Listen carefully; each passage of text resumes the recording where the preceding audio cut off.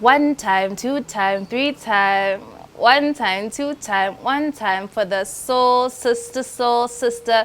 Let me help you grow, sister. Trampoline me to the skies of the clouds as thick as my fro, sister. Grab a hold of my thick locks like Jill on a beanstalk. Baby, scale to the pinnacle and we'll watch as showers of resilience fall gracefully after the thunderous rumble of fierce women in unison that moisturize the cracked earth, giving sweet birth to ravenous children of indigo, quaking the earth into inversion, placing our hidden jewels over the surface of the deep. And this is how golden empires were raised. One time, two time, three time. One time, two time for the soul queens that walk around with crystals, waist beads, that walk around with their heads held high, living life like it's a movie.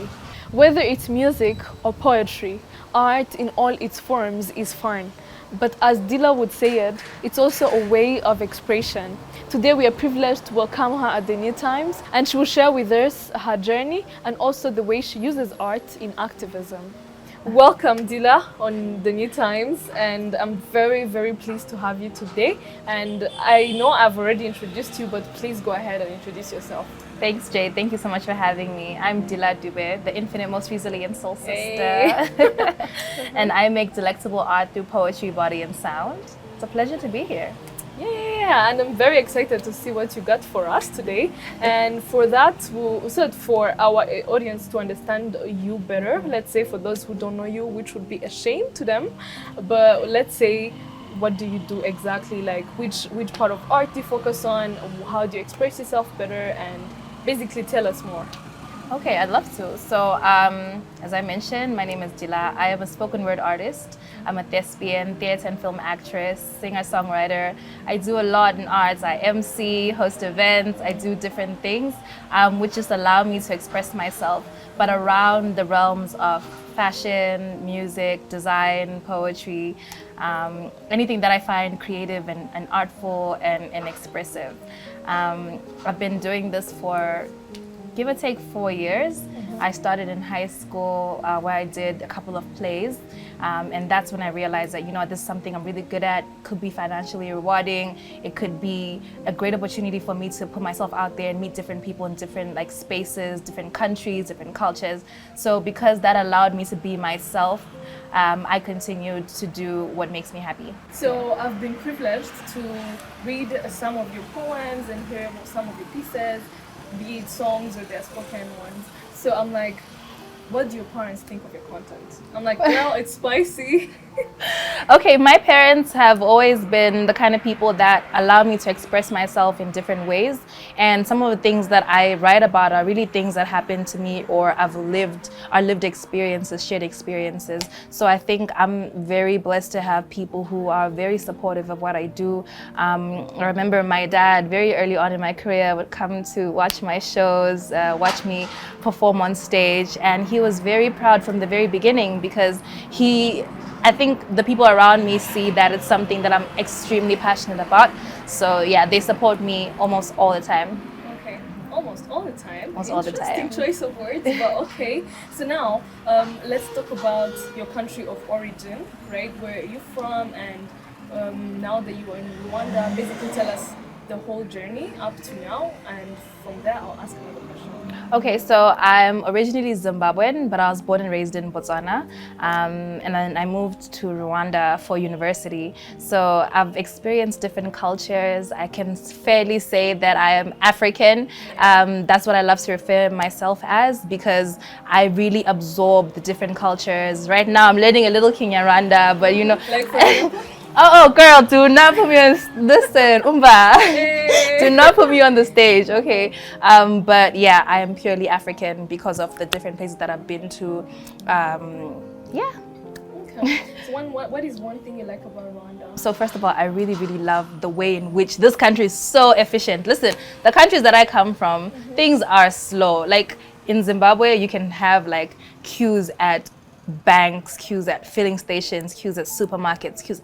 That's the kind of life that I used to live things were very slow and inefficient. But you come here and you realize that no, systems work, you know what I'm saying? And I think that's better, especially for a young person who's trying to live their life and get things moving really fast. So I love the efficiency, I love the weather, I love the vibe, I love how cool it is, you know what I'm saying? Always feeling fresh in this climate. So aside from that, the people, the culture, the way in which Rwandese culture is upheld, and even the young people are proud of it, the older people are proud of it. There's a strong culture of storytelling and keeping things going, which as an artist is amazing for me, you know? Actually, that was my next question. Yeah. How about Rwanda in the artistry sector? Yeah, that's what I'm saying. It's a very rich, diverse culture, you know? And I really think that because of the history and the way history is also told through art, it's a powerful thing in which young people and old people come together and exchange thoughts and feelings.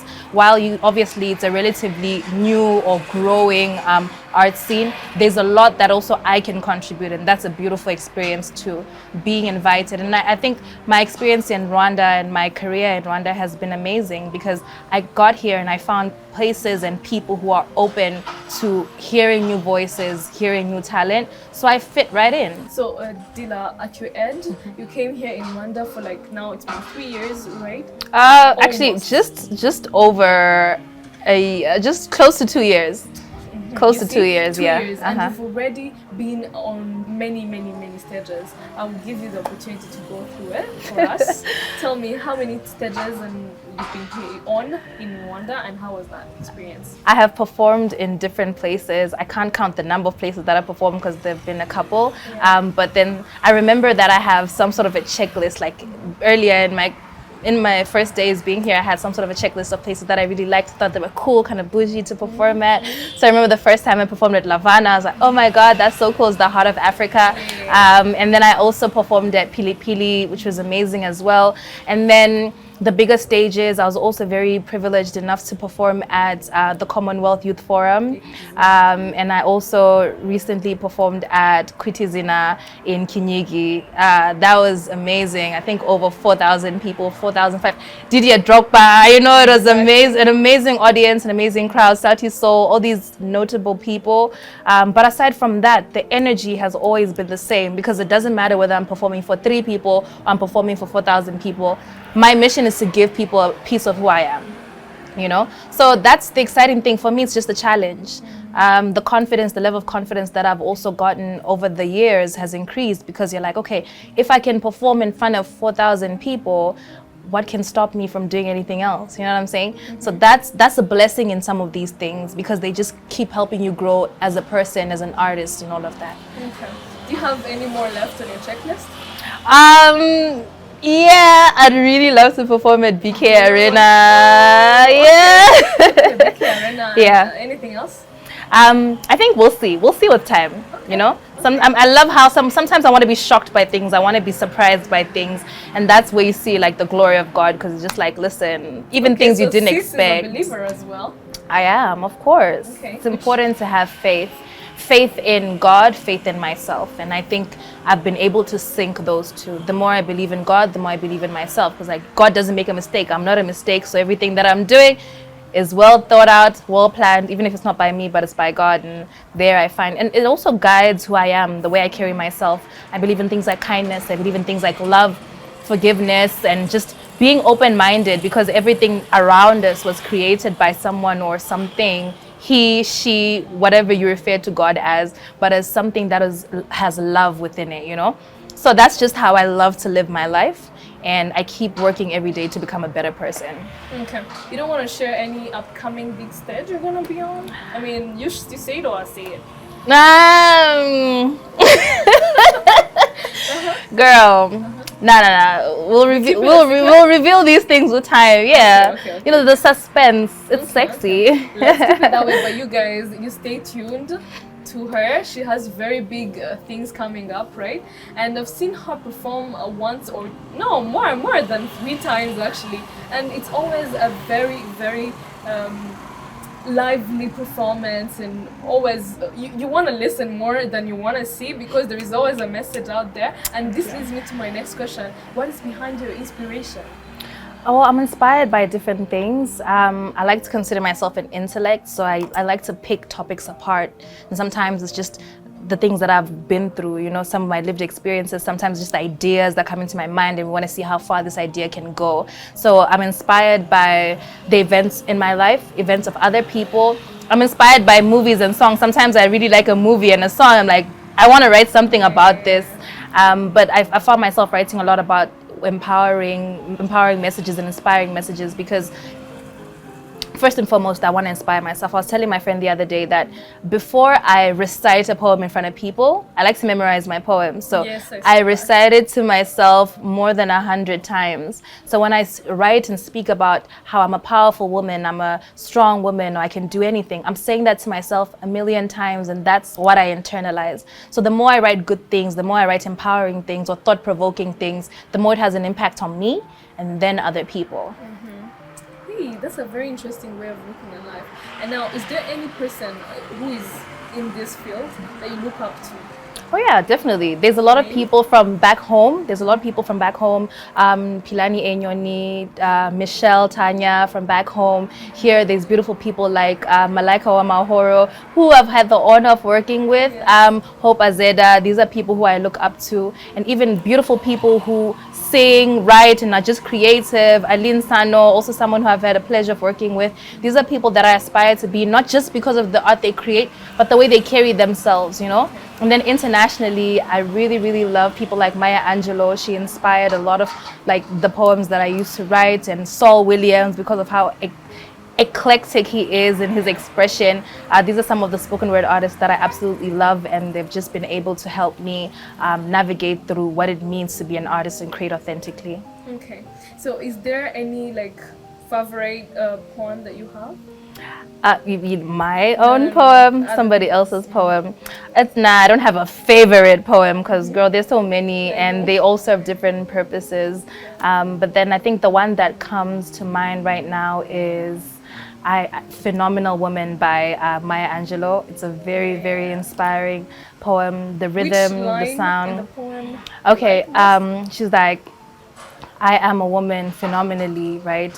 Are you shocked by the way I sway my hips and move my lips? I'm not afraid, I'm not intimidated, you know? Why are you intimidated by who I am? Because I'm a powerful woman and I'm phenomenally. That is also a favorite for me as well. Now, any favorite of yours? Of my own, also hard to have favorites. But yeah, I'm gonna perform something for you a bit later, so it's just something I just prepared for you. Okay, a song maybe? It's a mix. Okay, speaking of songs, do you plan on recording and releasing any song? Okay, so the kind of art that I create is usually a fusion of different art forms, so not just music purely or not just poetry purely. So what I'm planning on releasing is just an embodiment of different art forms, which include amazing sounds, amazing poetry, visuals, and all of that. So that's something that I'm working towards, an ensemble of different art forms. Okay, so Dila, this is a very sensitive question, I know, but then I really want to talk about it, right? So there's this stereotype that you either have to be one thing in life. It's either you are an artist or you're a business person or you're a doctor, or basically it's like you are confined to having one identity. But that's one thing I know is not true about you. You are many things without necessarily having to go in details of what about different things that you do. Would you please tell me more about what drives your interest, whether in art, whether in your studies, whether in your career, like different things, and how you go about that, about being all those things at the same time and staying true to yourself? Okay, so like you mentioned, we're different things, we're dynamic, and I think what drives my interest is the pursuit for knowledge. So I'm the kind of person who continuously looks for ways in which we can solve problems, ways in which we can connect with people. So I'm an activist also. I'm someone who uses the arts, right, to tell stories and to preach messages about the importance of loving each other and taking care of each other. I started off writing about women empowerment, and that was because of a program that I was a part of. We were doing a lot of activism and empowering young people to talk about their experiences as women, as young people, as women. And that's what I'm very interested in still. So a lot of socio-economic issues are things that drive my interest. They're also things that inspire some of my writing. But when I'm not writing, when I'm not performing, I'm really having dialogues with people to find out how we can improve their lives. What would you tell to other people who are talented in various ways but are limited by any, just to not say examples, any stereotype? Okay, I just say like be you, be brave, be daring, you know. The path of life or whatever path you choose is not gonna be easy all the time. You're gonna have stumbling blocks, you're gonna have haters, people who think that you're doing too much or whatever. Girl, do it all. Go there, knock on those doors, and if they don't enter, freaking smash that door open. You know what I'm saying? Especially if I personally believe if something is yours, nothing can take it away from you.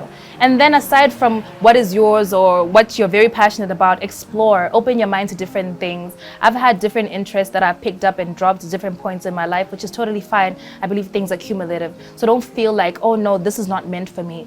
Go for it, try it out, and have fun. Have fun all the time. Okay, so there is, this also brings to thought another philosophical way you look at life, and I'll let you say it, which I do not agree with you, but we'll keep my opinion for another time. And what philosophy is that? The don't take life too seriously. I personally believe in taking life as simple as possible. My philosophy is don't take yourself too seriously, and that just means that, you know, being able to maybe laugh at yourself when you've gone through a difficult time, because I feel like sometimes when we have this need to look perfect and seem perfect at every point in time, it becomes very difficult to handle or deal with the problems that we will inevitably face. So I was raised in a culture, or my parents raised me in a way where we always laughed at like the terrible things that happened to us. Something bad would happen, would sit as a family and say, hey, but that was messed up. And we started laughing. And that's something I really appreciate, because even if I fail a course, even if I perform badly, you know, because there's always going to be situations where the performance is not the best. Maybe the mic is acting up, maybe you forget your lines. But being able to look back at that performance like, yo, hey, you know, it's just what keeps me going. I don't take myself too seriously because I know I'm not always going to be perfect. That's the philosophy that I have. Okay. Actually, you just nearly convinced me to be on your side, but okay. Do you, boo? Yeah. Speaking of how you never always be perfect, is there any challenges that you've met and you would tell us maybe how you overcame them, and if there is any you haven't overcame yet, please feel free to share. Okay, yeah. Challenges in different aspects of my life, you know. Challenges in sometimes in my upbringing, I wasn't raised in a rich family, so sometimes money and finances were a problem. Sometimes it comes in challenges and resources to create. Sometimes you don't know enough people, you don't have enough things, you don't have the best quality cameras, the best quality sounds, because this is the world we're living in is you have to create the best product possible in order to maybe go viral or for people to like your stuff, right? So some of the challenges that we face as young creatives is we're still figuring ourselves out. Sometimes it's like mental problems where you don't necessarily know how to unpack the things that are happening in front of you or in your head. These are challenges that could act as stumbling blocks to the things that you want to achieve. But for me, I think having a support system, having people around you that believe in you and people who you can transfer positive energy with, and also being able to solve problems with like the few resources that you have. So settling for things that might not be perfect today, but you're planting or you're sowing that seed for perfection later. It's just also like a mindset that I have, and you know, the actual resources that I have around me. I've also been fortunate enough to meet people who believe in me as much as I believe in myself, or even more, to say, you know what, I see what you have, the potential that you have. I'm going to invest in you to make sure that you become the best that you can be at this point in time, and then you level up, and then we both level up. So it's a balance between, you know, blessings and hard work to surmount those mountains. Interesting. Any final thought?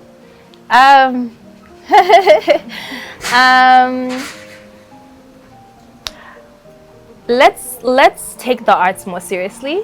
Okay. Let's push for supporting artists, supporting people who genuinely want to create for the rest of their lives. You know, sometimes the problem comes in where art is not necessarily sustainable because people don't want to pay for your show. Imagine I post something on Instagram, people love it, people are commenting, but then the moment I have a show, no one wants to pay for it. You know what I'm saying? We know that without art, life would be very depressing and boring. So we need to pour that same understanding into supporting other artists and raising them up, right? If you see an artist, invest in them by listening to their music, playing their music, sharing, talk about me to your friends if you really like what I do, and I'll do the same way we do for other industries. Let's make the art industry grow by investing in local products.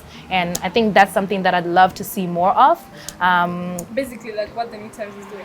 Basically, okay, you just had to put you all out there. Like, no, we appreciate. And okay, maybe the New Times could host like a creative show or something like that. You know what I'm saying? Where people come and perform. You could. People come and perform, you know, fundraising, you know, things like that. Because these are the stories that we want to tell. But yeah, platforms like this are very helpful. Well, I really wish we could have more time and talk about all the interesting ways you look at life, because Dila, you really do inspire me also as on a personal level. For people who would want to know more about you, can you tell them where to find you and ways to support? Most definitely. Listen, you'll see me. If you haven't seen me perform in Kigali yet, you will see me perform because I'm... Sounds like a promise. Listen, I'm trying to perform everywhere. But aside from that, like I have a YouTube channel, Dila Dube, on Instagram at Dila_Dube. Facebook, Twitter, same. And then like even platforms like this, hopefully I get to get more publicity on different platforms. But I'm always happy to connect and collaborate with people. Reach out to me, say what's up, and we have a conversation. I'm always open. 1 time, 2 time, 3 time.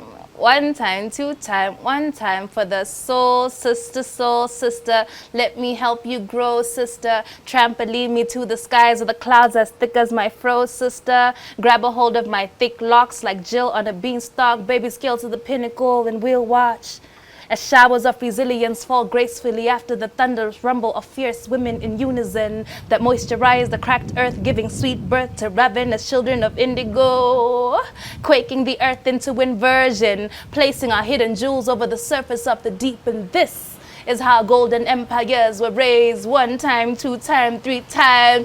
1 time, 2 time for the soul queens that walk around with crystals, waist beads, that walk around with their heads held high, living life like it's a movie.